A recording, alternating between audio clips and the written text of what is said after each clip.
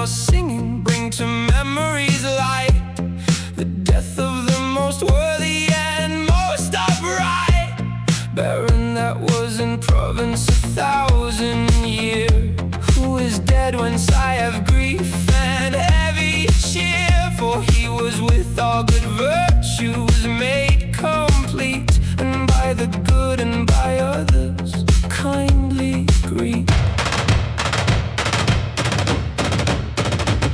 Provincials, you must all weep and mourn the honored Lord of Bulks, for truly I warn, since the honored Count died, it seems to me you lost not so much as now you go losing free of worth, the fruit, the flower, and the seed. In my Lord's barrow whence grief indeed I have in my heart, and am so sorely cast down, I think I shall never again enjoy the show.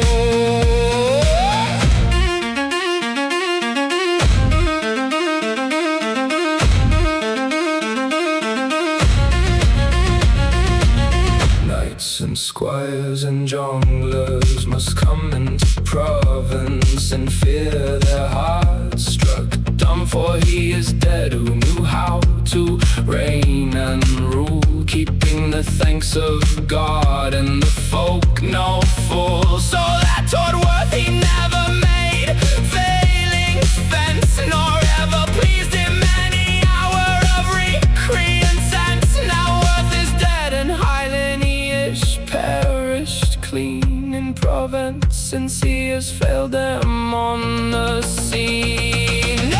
Do I think ever to find again for truth so good a lord, so frank, so knowing in sooth, who all that knew to speak and to do aright, that befits a dear lord, and sits on him with light. Now is he dead? Ah, what a heavy penance will suffer those who had benevolence before, with my Lord Sir Barrel, whose word was heard and famed through all the world and everywhere proclaimed.